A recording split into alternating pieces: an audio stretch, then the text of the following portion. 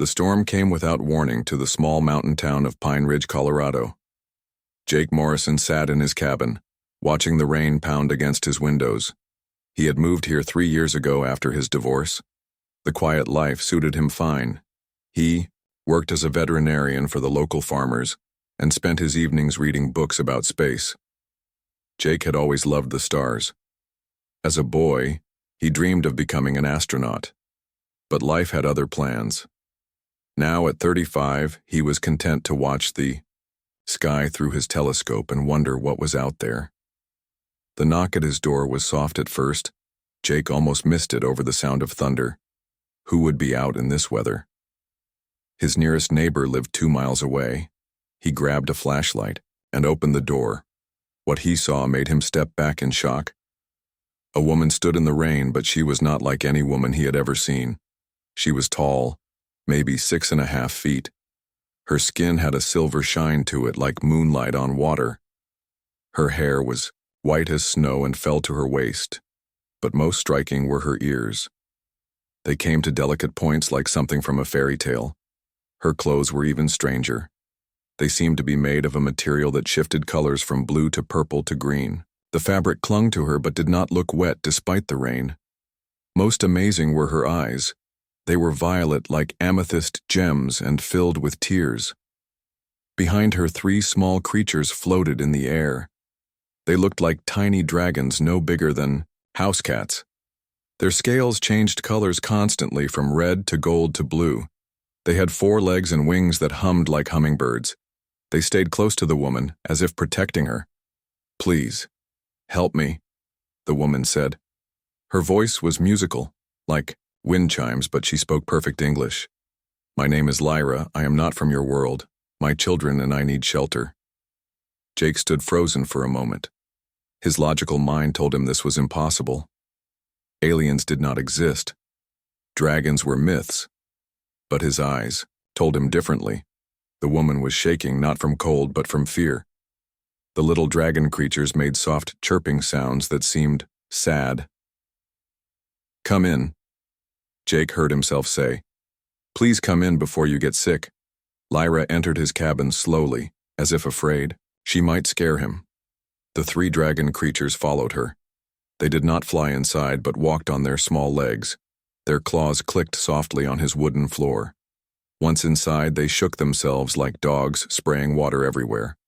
"I'm sorry," Lyra said. "We did not mean to make a mess." Jake grabbed some towels. "It's fine," he said. "Here, dry yourself off."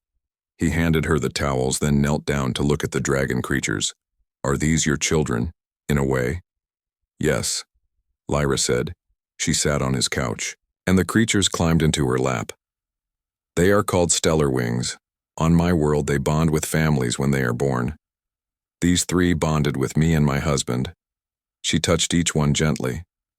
"This is Spark, the red one. This is Dawn, the gold one. And this is Miss, the blue one, your husband," Jake asked. "Is he outside?" Lyra looked down sadly. "He is dead. Pirates killed him 2 weeks ago in Earth time. We were explorers studying your solar system when they attacked our ship. My husband fought them, so I could escape with the younglings." Jake sat down hard in his chair. His mind was racing with questions. "Where are you from? How do you speak English? Why come to Earth? Why come to me?" Lyra smiled slightly despite her sadness. "I am from a planet in what you call the Andromeda Galaxy. We have been watching Earth for many years. Your radio and television signals travel through space.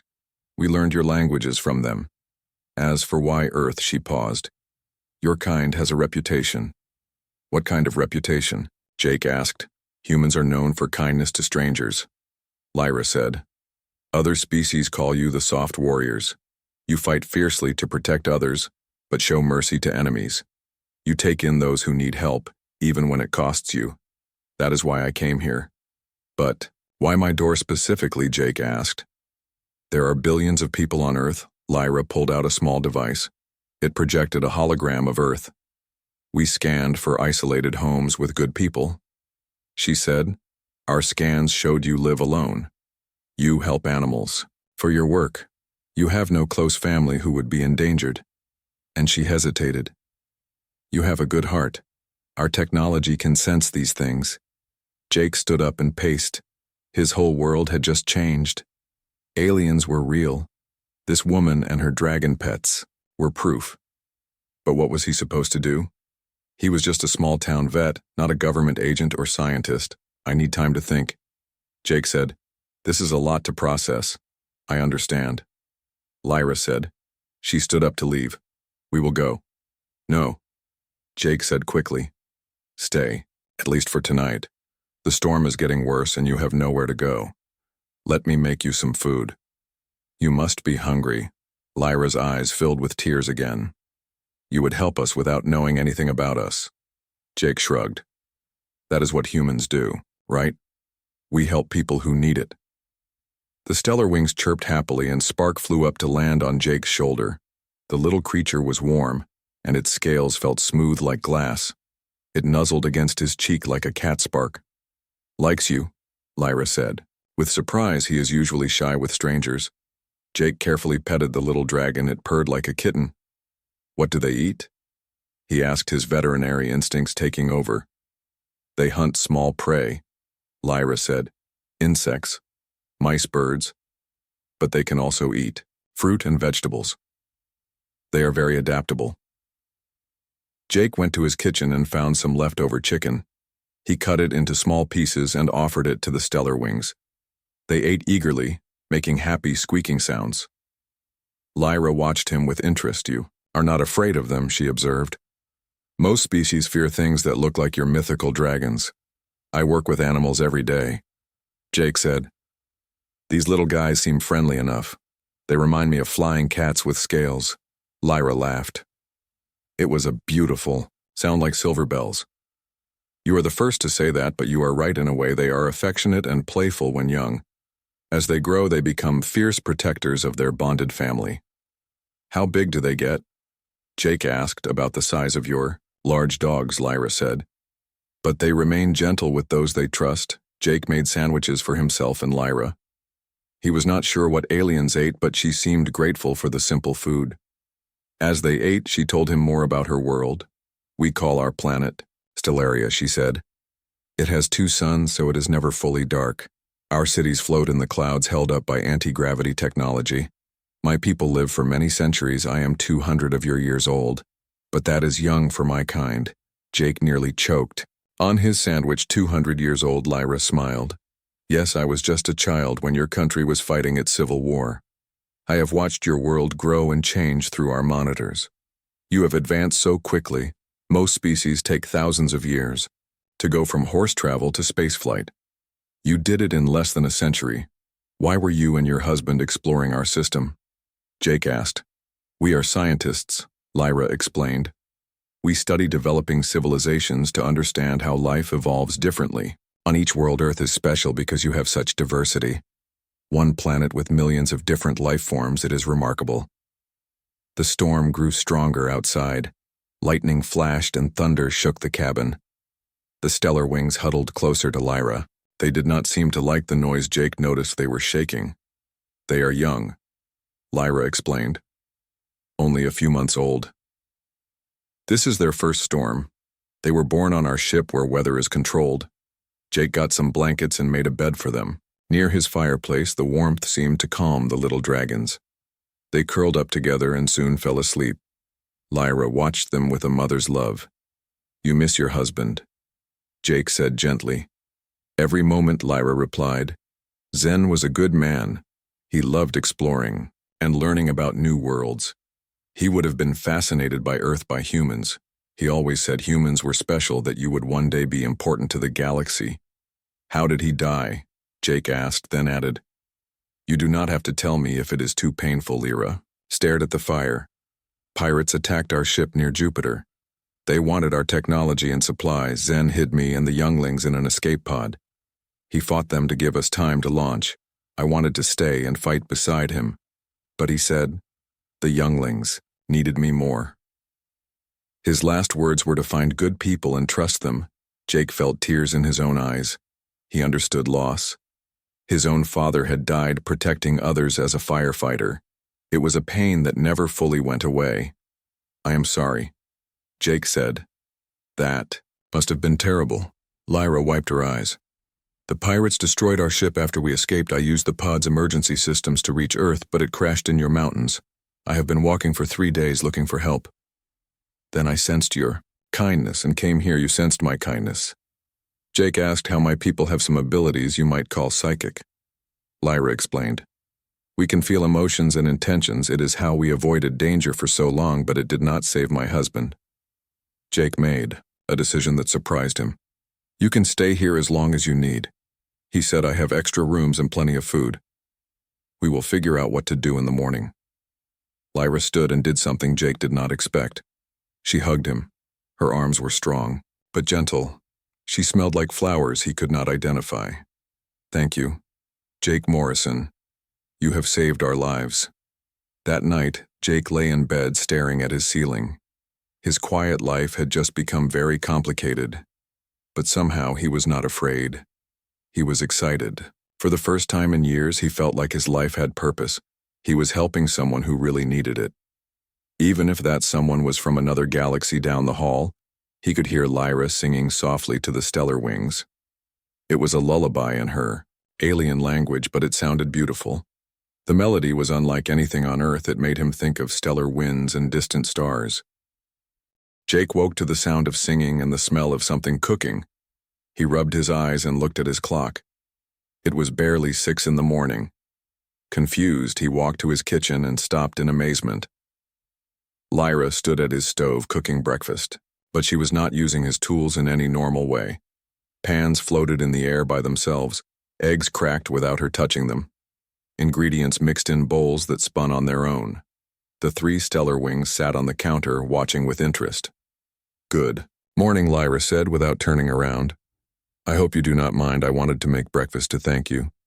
Jake stared at the floating cookware. How are you doing that? Lyra glanced back with a smile. My people have telekinetic abilities. We can move objects with our minds. It makes cooking much easier. She gestured and a plate floated down from the cabinet. The stellar wings chirped. Good morning to Jake. Dawn flew over and landed on his head like a strange hat. Mist rubbed against his leg like a cat. Spark was busy trying to catch a fly buzzing near the window. They like you, Lyra observed. That is unusual. They normally take weeks to trust someone new, but they can sense your genuine kindness. Jake sat down, still amazed, as a plate of perfectly cooked eggs and bacon floated to him along with a cup of coffee fixed exactly how he liked it. How did you know I take 2 sugars and milk in my coffee? He asked. I observed the cups in your sink, Lyra said with a slight blush. I am good at noticing patterns. It is part of my scientific training. As they ate, Jake realized he needed to think practically. Lyra, you cannot go into town looking like you do. People will panic. We need to disguise you. Somehow. Lyra nodded. I understand. She closed her eyes and concentrated. Jake watched in shock as her appearance slowly changed. Her silver skin became a normal human tan. Her pointed ears rounded out. Her white hair turned brown. Even her height decreased a few inches. How did you do that? Jake gasped. It is not real change, Lyra explained. Just a mental projection. I am making you see me differently. It takes energy to maintain, but I can do it for a few hours at a time. That is incredible, Jake said. You look completely human now. But what about the stellar wings? People will definitely notice flying dragons. The younglings can stay here, Lyra said. They are good at hiding and will not cause trouble. She spoke to them in her language, and they chirped in response. They understand to stay inside and be quiet. Jake had to go to work at his clinic in town. He was nervous about leaving alien dragons in his house, but he had no choice. Before he left, he showed Lyra how to use his television and computer. She was fascinated by human technology, calling it primitive. But creative. Your internet is like a baby version of our neural networks, she said. But you created it without telepathy. That is impressive. Jake drove to town trying to act normal. He treated sick dogs and cats, gave vaccines, and tried not to think about the aliens in his cabin. But his mind kept wandering. What if someone found them? What if the government already knew? What if more pirates came? His friend Betty, who ran the local diner, noticed his distraction. "You seem different today, Jake," she said when he stopped for lunch. "Did something happen?" Jake forced a smile. "Just tired. Had a weird dream last night." Betty studied him. "You know you can talk to me if something is bothering you. That is what friends are for." Jake wanted to tell her everything, but how could he say he had an alien widow and 3 dragon babies living in his cabin? She would think he had lost his mind. When Jake got home that evening, he found Lyra had been busy. His entire cabin was spotlessly clean. The Stellar Wings had arranged his books by size and color. His telescope had been upgraded somehow and now showed images 10 times clearer. "I hope you do not mind," Lyra said. "I wanted to help. Your telescope was good, but I improved the lens matrix with some adjustments." Jake looked through it and gasped. He could see the rings of Saturn clearly. He could see individual craters on the moon. "This is amazing," Lyra smiled. "That is nothing. On my world, we have telescopes that can see individual planets in other galaxies, but..." She grew sad. "I will never see those telescopes again." Jake sat beside her on the couch. "Tell me about your world." Lyra's eyes grew distant. "Stellaria is beautiful. Our cities are made of crystal that grows like your coral. They float in layers through our atmosphere connected by bridges of light. The sky is purple from our 2 suns. We have no ground like Earth, just layers of dense gas below the cities." "What about your family?" Jake asked. "Do you have parents or siblings?" "My parents are gone," Lyra said. "They lived full lives over 1,000 years each. I have a sister, but she made it into another clan. I have not seen her in 50 years. Family bonds are different for us. We value our mates and children most." The Stellar Wings came over, sensing her sadness. Spark breathed tiny puffs of flame like a miniature fireworks show. Dawn sang a melody that sounded like chimes. Mist created small clouds that formed funny shapes. All 3 were trying to cheer up their adoptive mother. Jake was touched by their loyalty. "They really love you. They are all I have left," Lyra said. "Stellar Wings normally live as long as we do. These 3 could be with me for centuries." If she paused. "If we survive." Jake made dinner for them that night. He cooked extra food for the Stellar Wings, who ate with surprising neat manners for creatures with claws. As they ate, Lyra told him more about the pirates who killed her husband. "They are called the Ravagers," she said. "They are outcasts from a dozen worlds who band together to raid ships and colonies. They have no honor, no mercy. They take what they want and destroy the rest." "Do you think they followed you to Earth?" Jake asked. Lyra shook her head. "I covered my trail well, and the escape pod had cloaking technology. But Earth is not hidden anymore. Your signals have been traveling through space for decades. Many species know you exist. Some are curious, like we were. Others see you as weak and primitive, ready to be conquered. That is terrifying," Jake said. "We are not ready for hostile aliens." "No, you are not," Lyra agreed. "But you have something many advanced species have lost. You have spirit. You adapt quickly. You work together when threatened. That is why my husband believed humans would one day be important." After dinner, Jake showed Lyra his collection of astronomy books. She was delighted to see how much humans had learned about space. Her fingers traced the pictures of galaxies and nebulae. This one, she pointed to a distant galaxy. "This is where I am from. You call it Andromeda, but we call it the Great Spiral. It has over 1 trillion stars and millions of inhabited worlds. Are they all like your people?" Jake asked. "No, every world is different," Lyra said. "Some species are energy beings with no physical form. Others are machine intelligences that outlived their creators. Some are hive minds where billions think as one. The diversity of life is infinite." "What about Earth?" Jake asked. "What makes us special?" Lyra thought for a moment. "You have something rare," she said. "Individual consciousness combined with deep empathy.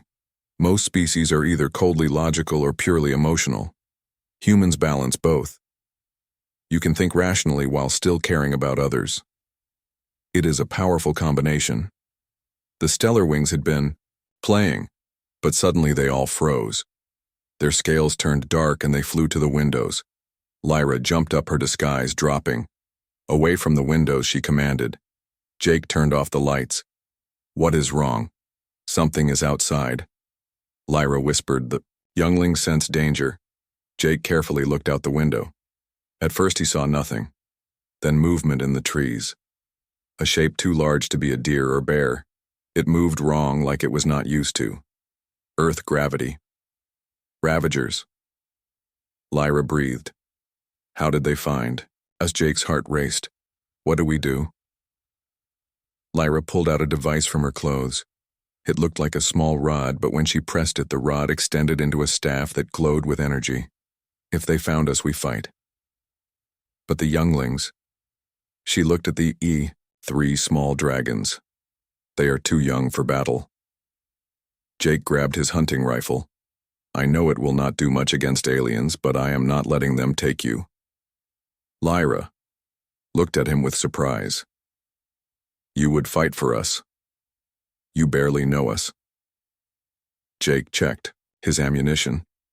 You are under my protection now. That means something to humans.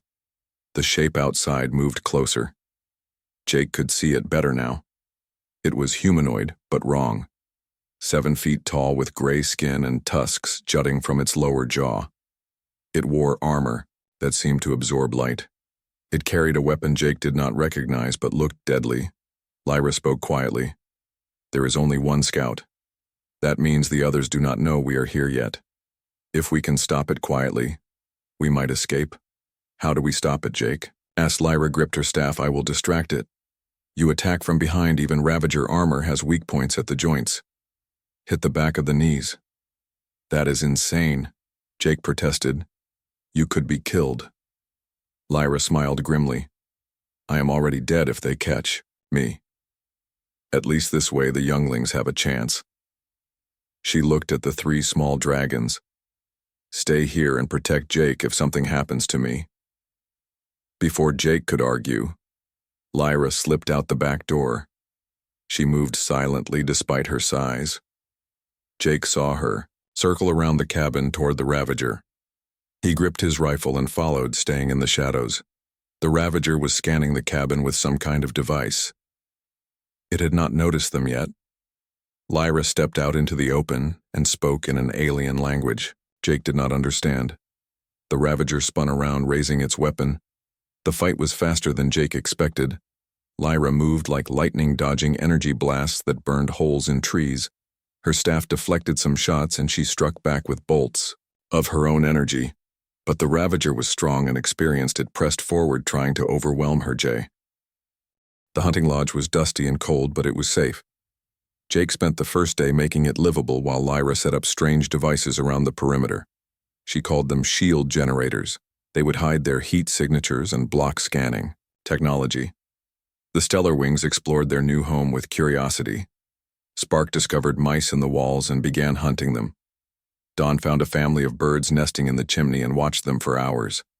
Mist liked the basement where it was cool and damp. We cannot stay hidden forever, Jake said as they sat by the fire that evening. Someone will notice I am missing. My clinic will wonder where I am. Lyra nodded. I know. But I have been thinking. Your world needs to know the truth. Not just about us, but about what is coming. What do you mean? Jake asked.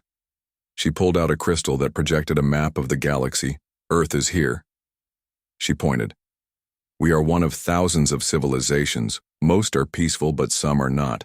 The Ravagers are just pirates, but there are empire builders out there. Species that conquer whole systems. Jake felt cold despite the fire. Are they coming here? Not yet, Lyra said. Earth is in a quiet part of the galaxy, but you have been broadcasting your presence for decades. Eventually, someone will come. It might be traders or explorers, or it might be conquerors. What can we do? Jake asked. We do not have spaceships or energy weapons. You have time, Lyra said. Maybe 50 of your years, maybe less. You need to unite as a planet. You need to prepare. She looked at him. I could help. I have knowledge of technologies that could advance your civilization by centuries. That is dangerous. Jake said. What if the wrong people get that technology? Lyra sighed. That is the risk. But doing nothing is also dangerous. The next morning, Jake decided to risk going back to town. He needed supplies and needed to check if anyone was looking for him. He left Lyra and the Stellar Wings at the lodge, promising to return by nightfall. The town seemed normal, but Jake noticed black SUVs parked near his clinic. Men in suits were talking to Betty at the diner. Jake's heart sank. Government agents were already investigating. He carefully went to the general store, avoiding main streets. The owner, Sam, greeted him. Normally, Jake bought food batteries and camping supplies. He was about to leave when Sam said something strange. Your cousin from Europe came by yesterday, Sam said. Nice lady, though she seemed worried about you. Jake froze. He had no cousin from Europe. Did you tell her where I was? Sam winked. I told her you sometimes go camping in the mountains when you need to think. Mentioned your uncle's old place up north, though officially I have not seen you. Jake realized Sam was helping him without knowing why. The old man had always been kind, but this was beyond normal. Sam, why are you? Sam held up his hand. Do not tell me anything. I do not need to know, he said. But I know you, Jake Morrison. You are a good man if you are in some kind of trouble. I figure you have good reasons. Just be careful. Those government types are asking lots of questions. Jake bought extra supplies and left through the back door. As he drove out of town, he saw more black vehicles arriving. Whatever agency was investigating, they were taking it seriously. Back at the lodge, Lyra was teaching the Stellar Wings to hunt Earth prey. They needed to learn to survive on this world. Spark had caught a rabbit and was proudly showing it off. Dawn had found berries that were safe. To eat Mist had discovered a stream full of fish. They adapt quickly, Jake observed. They are designed to, Lyra said. Stellar Wings evolved to live on many worlds. They can eat almost anything and survive in most environments. As they grow, they will become perfect predators for this ecosystem. How long until they are fully grown? Jake asked. About one of your years, Lyra said. Then they will be formidable. They will be able to carry a person in flight, breathe fire hot enough to melt steel, and even become partially invisible. Jake was impressed. No wonder they make good companions on my world. The bond between a person and their stellar wing is sacred, Lyra explained. It is like your concept of family, but deeper. They share emotions and even thoughts when the bond is strong enough. That evening, Jake told Lyra about the government agents. She was not surprised. They probably detected our fight with the Ravager, she said. Energy weapons leave signatures your satellites can see. We need to be more careful. Maybe we should contact them. Jake suggested tell them the truth. Lyra shook her head. Not yet. Your governments are too divided. They would fight over my technology. Some would try to dissect me and the younglings to learn our biology. Others would try to use us as weapons. We need to find the right people first. Over the next few days, they settled into a routine. Jake taught Lyra about Earth customs and history. She taught him about the galaxy and advanced science. The Stellar Wings grew noticeably. Each day their scales became harder, their claws sharper, their flight stronger. One night, Lyra showed Jake more images from her home world. She had saved thousands of pictures in her escape pod crystal. There were images of her wedding to Zen, of their travels to different planets, of the day the Stellar Wings hatched and bonded with them. Zen would have liked you, she said, looking at a picture of her husband. He was curious about everything. He would have spent hours asking you about human culture. Tell me about him. Jake said. Lyra smiled sadly. He was brilliant, but also funny. He made me laugh every day, even when our work was serious. He loved to cook and always tried recipes from different worlds.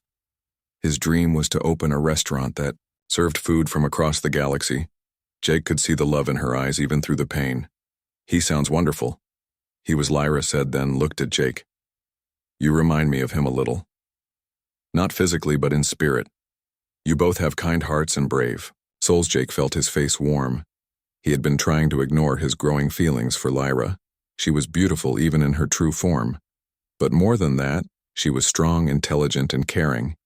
But she was also an alien widow, still grieving her husband. It felt wrong to have these thoughts. The Stellar Wings seemed to sense the emotion between them. Mist flew over and landed between Jake and Lyra, chirping softly. Dawn and Spark joined, making a small pile of dragon babies demanding attention. They know how to break tension. Lyra laughed, petting them.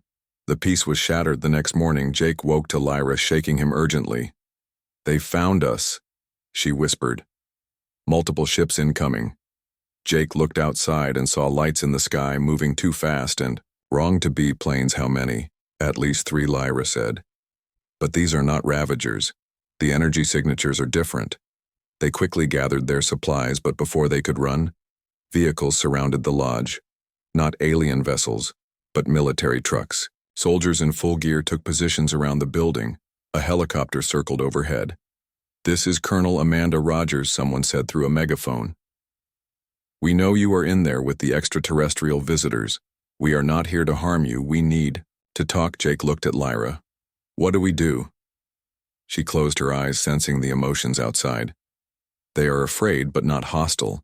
They genuinely want to talk. But there are others coming. The alien ships will be here soon. Jake made a decision. He walked out, with his hands up, but spoke firmly. "I am Jake Morrison. The beings with me are refugees seeking asylum. They are not hostile, but they are being hunted. We need your help." Colonel Rogers stepped forward. She was a woman in her 40s with sharp eyes and gray-streaked hair. "We detected the energy discharge 5 days ago." She said, "We have been monitoring alien transmissions. They are looking for someone. That would be us." Jake said, "The pirates who are coming killed Lyra's husband. They want to capture her and her children. Please, we need protection." The colonel studied him. "Children?" Jake nodded. 3 juveniles of a species called stellar wings. They are like earth dragons but real, and they are bonded to Lyra like family." Before the colonel could respond, one of her soldiers shouted, "Incoming aircraft, unknown configuration." 3 ships appeared in the sky. They looked like metal sharks with wings sleek and predatory. They descended rapidly, ignoring the military helicopters trying to intercept them. Lyra came out of the lodge with her staff glowing. The stellar wings flew beside her, ready to fight despite their small size. "Everyone inside now," she commanded. "These are Ravager heavy fighters. Your weapons cannot stop them." Colonel Rogers made a quick decision. "Everyone fall back to the vehicles. Defensive positions." She looked at Lyra. "Can you fight them?" "Not all 3, Lyra said. "But I can buy time. Get your people to safety." Jake grabbed his rifle. "I am staying with you." Lyra started to protest, but Jake cut her off. "We do this together. Or not at all." The Ravager ships landed and a dozen pirates emerged. They were different species. Some with tusks, others with scales. Some that looked almost human but with dead eyes. They carried energy weapons and moved with military precision. The lead Ravager spoke in accented English. "Surrender the female and the younglings," it said. "No one else needs to die." Colonel Rogers stepped forward. "This is Earth territory. You have no authority here. Leave now or face the consequences." The Ravager laughed. "Your primitive weapons cannot harm us. Stand aside or be destroyed." That was when Spark did something unexpected. The little stellar wing flew straight at the lead Ravager, breathing a stream of fire. The flame was small but intense, hitting the pirate in the face. It screamed and stumbled back. The fight erupted instantly. Lyra's staff sent bolts of energy at the raiders while Dawn and Mist attacked from the air. The soldiers opened fire, their bullets mostly bouncing off alien armor but causing confusion. Jake focused on protecting Lyra, shooting at any Ravager that got too close. The military base was hidden in the mountains of Nevada. Jake had heard rumors of secret facilities but never believed them.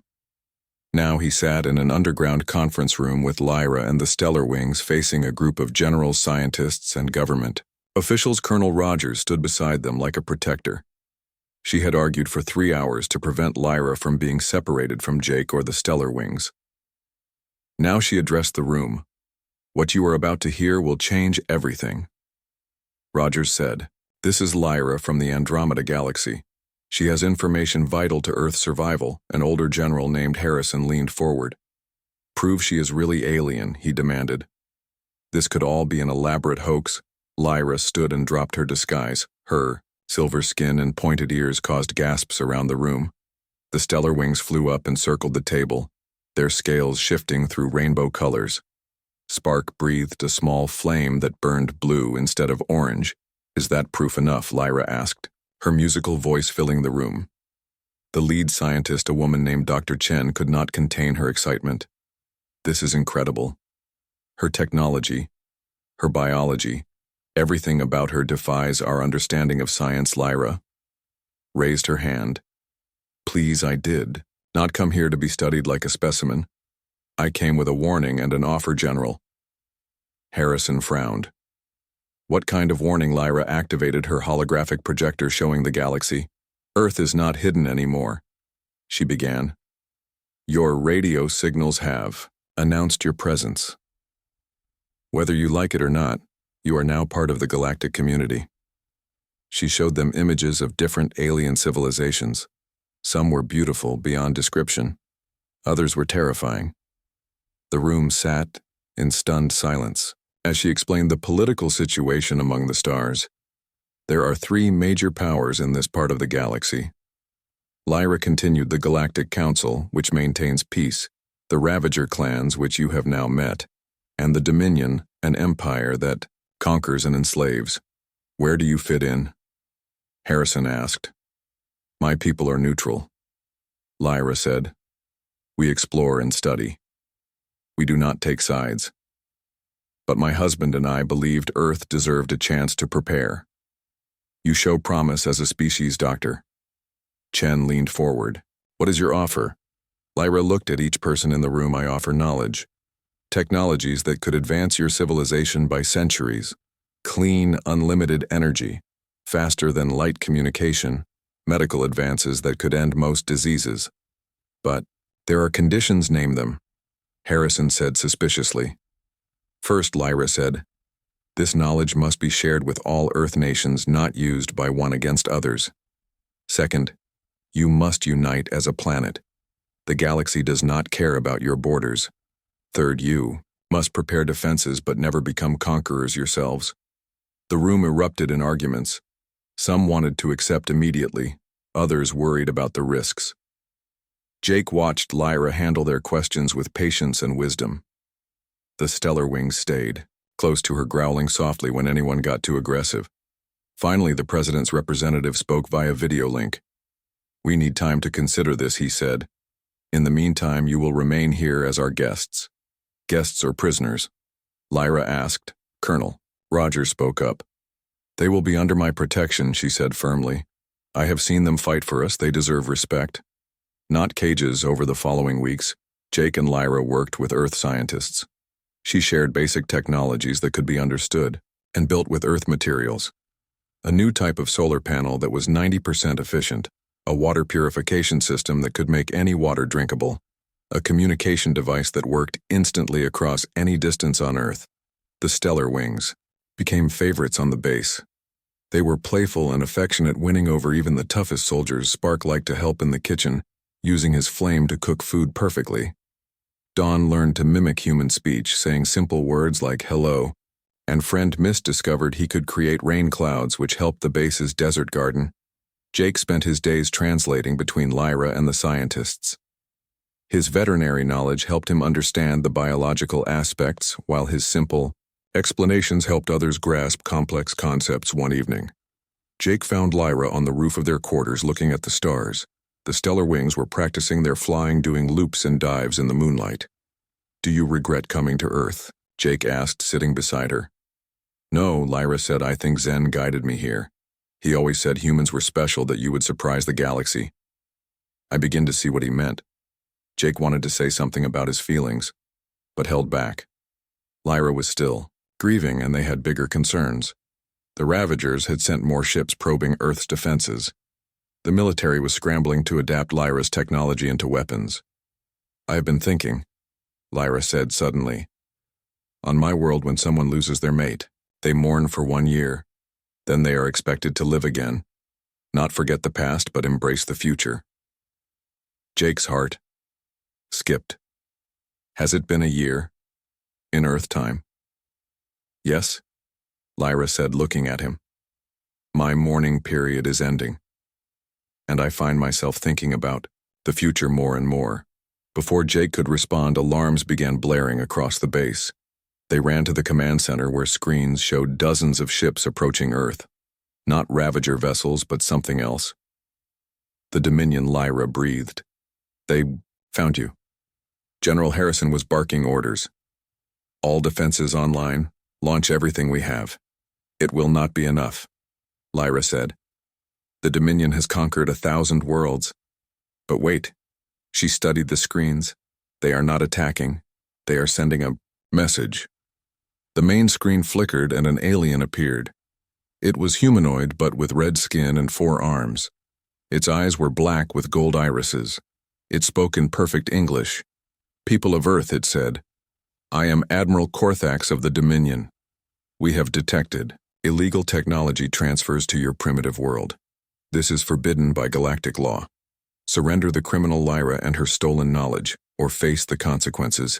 Harrison looked at Lyra. Criminal, what is he talking about? Lyra stood tall. I am not a criminal. But the Dominion considers sharing technology with developing worlds a crime. They want species to remain weak and easy to conquer. The president appeared on another screen. What do you recommend fight? Lyra said without hesitation. If you surrender to them, Earth becomes a slave world forever. But if you fight, if you show courage, others might help. What others? Harrison demanded. Lyra smiled. The galaxy is watching. Many species hate the Dominion but fear to act alone. If Earth stands, up to them it might inspire others. Jake grabbed her hand. We fight together. The Stellar Wings roared their agreement. Though they were still young, their voices carried surprising power. The president made the decision. Earth stands with those who stood. With us, prepare all defenses. The battle began an hour later. Dominion dropships descended through the atmosphere carrying ground troops. Earth's modified fighter jets met them with Lyra's enhanced weapons. The energy beams cut through Dominion shields. That should have been impenetrable. The Stellar Wings had grown more in the past weeks. Now the size of large dogs, they joined the aerial battle. Spark's fire was hot enough to melt alien metal. Dawn's sonic attacks disrupted enemy electronics mist, created clouds that hid Earth fighters from targeting systems. Lyra led a strike team, including Jake and Colonel Rogers, to capture a crashed Dominion ship. They needed its communication array to call for help. The fighting was intense, but Lyra's knowledge of Dominion weak points proved invaluable. Inside the ship, Jake watched Lyra work the alien controls. Her fingers flew across surfaces he could not understand. She was brilliant and beautiful and brave. Got it, she said. The distress signal is sent. If any free species are listening, they will know Earth fights. Dominion soldier appeared behind her, raising its weapon. Jake did not think, he just acted. Throwing himself between Lyra and the blast, he felt the energy burn through his shoulder. The pain was incredible, but he stayed conscious enough to shoot back with a captured alien weapon. Jake, Lyra screamed, catching him as he fell. Worth it. Jake gasped. You are worth it. Lyra's eyes filled with tears, but also something else, determination. Her healing hands glowed as she placed them on Jake's wound. The pain decreased and he felt the tissue beginning to repair. I will not lose another person I care about, Lyra said fiercely. The battle raged for 6 hours. Earth's forces fought with courage that surprised the Dominion. They had expected an easy conquest of a primitive world. Instead, they faced determination and surprisingly effective resistance. Then new ships appeared, but not Dominion vessels. These were different designs from various species Jake did not recognize. They attacked the Dominion fleet from behind, the free species. Lyra said with joy. They came. Earth's courage inspired them. The Dominion found themselves outnumbered. Admiral Korthax appeared on screen again, his composure cracked. This is not over, he warned. Earth has made powerful enemies today, but also powerful friends, Lyra replied, standing tall beside Jake. The Dominion retreated, leaving behind damaged ships and equipment. Earth had won its first galactic battle in the aftermath. Representatives from the species that had helped arrived on Earth. They were as varied as Lyra had described, but all shared respect for Earth's courage. A crystalline being that spoke through harmonics, said Earth fought when logic said surrender. This is rare and valuable. A creature that looked like a sentient plant added. The galaxy needs species with such spirit. The Galactic Council even sent an ambassador. She was humanoid with blue skin and 6 eyes. Earth has earned provisional membership, she announced. You are under our protection while you develop. 5 years had passed since the Dominion's attack on Earth. The world had changed in ways no one could have imagined. Jake stood on the observation deck of Earth's first space station, looking down at the blue marble below. Beside him, Lyra worked at a holographic display designing new defense systems. The stellar wings were no longer younglings. They had grown to their full size, about as large as horses. Their scales had hardened into armor-like surfaces. Spark's red scales looked like rubies, Dawn's gold shimmered like sunset, and Mist's blue resembled deep ocean water. They could carry riders now and often did, ferrying people around the station. How are the new shield generators coming? Jake asked. Wrapping his arm around Lyra's waist, he leaned into him, her silver skin warm against his. They will be ready next month. Every major city will have protection against orbital attacks. Their wedding had been broadcast globally 3 years ago. The first human-alien marriage had caused controversy at first, but most people had come to accept it. Their twin daughters, now 2 years old, had won over even the skeptics. The girls were unique, half human, half Stellarian. They had Jake's brown eyes but Lyra's pointed ears. Their skin shifted between human tones and silver depending on their mood. They showed signs of telekinetic abilities and could already communicate with the stellar wings. Telepathically, Daddy Luna called out, running toward them on unsteady legs. Her sister Stella followed, close behind, both giggling as Mist flew slowly beside them, keeping them from falling. Jake scooped them up, one in each arm. There are my little star girls. Mama fly, Luna demanded, reaching for Lyra, not inside the station. Lyra said, gently kissing her daughter's forehead. When we go planetside tomorrow, you can ride with Dawn. The Earth Defense Force had grown into a formidable organization. Colonel Rogers, now General Rogers, commanded the orbital fleet. Jake served as Director of Alien Relations, while Lyra was Chief Science Advisor. Together, they had helped Earth become a respected member of the galactic community. A communication alert chimed, and Dr. Chen's face appeared on screen. We have visitors, she said. The Galactic Council ambassador is here with news. Jake and Lyra exchanged glances, taking the girls to the station's nursery, where other children of the crew played Earth's first generation of spaceborne children. The council chamber was full when they arrived. Representatives from Earth's United Nations sat alongside alien ambassadors. The crystalline being from the battle was there, along with the plant creature and others. Jake had come to know. Ambassador Thyma stood, her 6 eyes focused on the assembly. I bring momentous news, she announced. The Dominion has fallen. Gasps filled the room. The Dominion had seemed unstoppable, controlling a third of the galaxy. How? General Rogers asked. Thyma's eyes shifted to Lyra and Jake. Your courage inspired a revolution. Species across the galaxy saw that even a young world could stand against tyranny. They united. The Dominion slave worlds rebelled. The Empire has fragmented into free systems. This is wonderful news, Lyra said, but sensed hesitation. But there is more. Yes, Thyma continued. With the Dominion gone, there is a power vacuum. The Galactic Council wishes to offer Earth a permanent seat.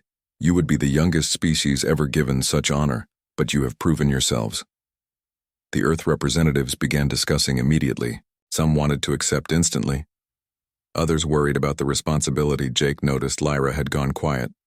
What do you think? He asked her privately. She looked around the room at humans and aliens working together. I think Zen was right. Humans are special. You unite others, you inspire courage, you could help shape a better galaxy. The vote was unanimous. Earth would accept the council seat. That evening, Jake's family had dinner in their quarters. The station had artificial gravity, so it felt almost Like Earth, Lyra had learned to cook human food while Jake had mastered some Stellarian dishes. The girls ate enthusiastically, making messes that the Stellar Wings helped clean up. A message alert showed Betty calling from Earth. Jake answered, surprised. "To see his old friend from Pine Ridge, Jake Morrison," she said with a smile. "I knew there was something different about you that day. Now look at you, married to an alien living in space saving the world." He laughed. "Good to see you, Betty. How is the town different?" she said. "We have 3 alien families living here now. They came because they heard it was where you and Lyra first met. It has become a symbol of human-alien friendship, though I still make the best pie in the galaxy." Alien customers agree after the call. They put the girls to bed. The Stellar Wings curled up around their cribs like protective guardians. They had bonded with the twins at birth and would protect them. Their whole lives, Jake and Lyra stood on the observation deck watching Earth rotate below. City lights twinkled like stars and the new orbital platforms gleamed in the sunlight. "Do you miss your world?" Jake asked. "Sometimes," Lyra admitted, "but this is my world now. Earth humanity. You and our daughters. This is home."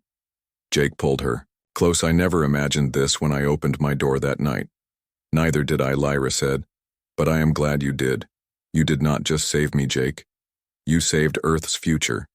And you gave me something I thought I had lost forever." "What was that?" "Hope, love. A family." Lyra touched his face. "And you gave our daughters a legacy. They will grow up in a universe where humans and aliens work together. They will be bridges between worlds." A ship appeared near the station, broadcasting a familiar signal.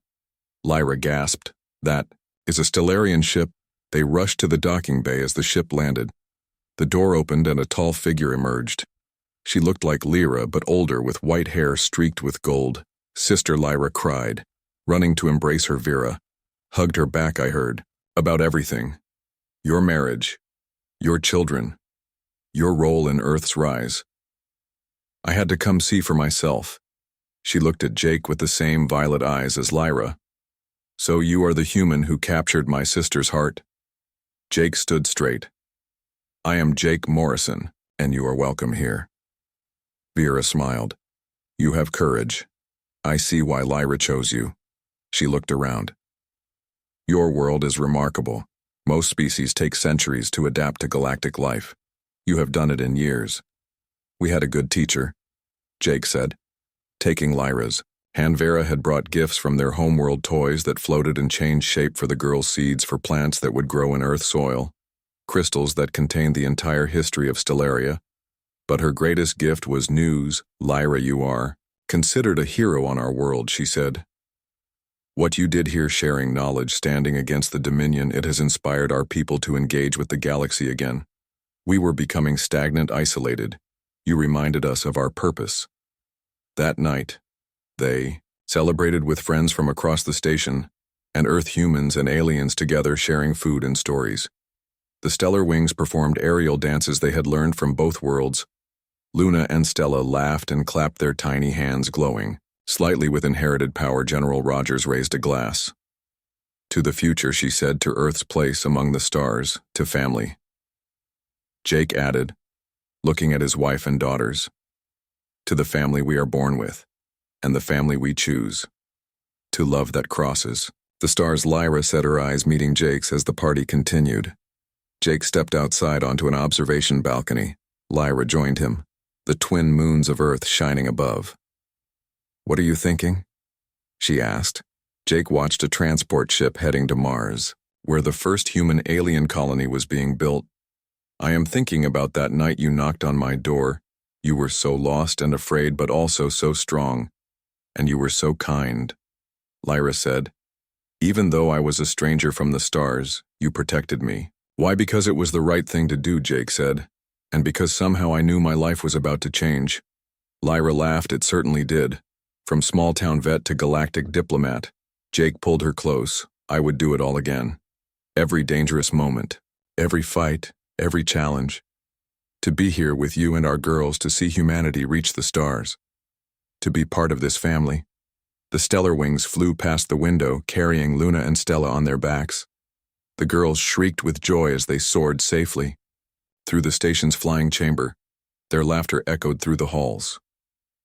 "Look at them," Lyra said. "Our daughters flying on Dragon back in a space station orbiting Earth. If someone had told me this would be my life, I would not have believed it." Jake kissed her forehead. "Our story is just beginning. 5 years ago, you knocked on my door. Now we are helping to shape the future of the galaxy, and we are doing it together," Lyra said.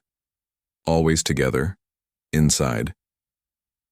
Vera was teaching the girls words in Stellarian, while General Rogers discussed defense plans with alien commanders. Dr. Chen compared notes with scientists from 7 different worlds. Betty called again from Earth to say the apple pie she sent up was on the shuttle. The universe had become a smaller place, but also infinitely larger. Earth was no longer alone. Humanity had friends among the stars, and it had all started with an act of simple human kindness. Jake looked at his family, his extended family of humans and aliens, his world that had grown beyond one planet. He thought of his father who had died saving strangers. He hoped his dad would be proud. "We did it, Lyra," he whispered. "We really did it." "No," Lyra corrected. "We are doing it. Every day we build something better. A future where different species live in harmony, where love matters more than what world you are from, where children like ours will grow up thinking the universe is full of friends, not enemies." The station turned in its orbit, bringing a sunrise over Earth's horizon. The light caught the solar panels and communication arrays that connected humanity to the starships from dozen worlds docked and departed, carrying trade knowledge and hope.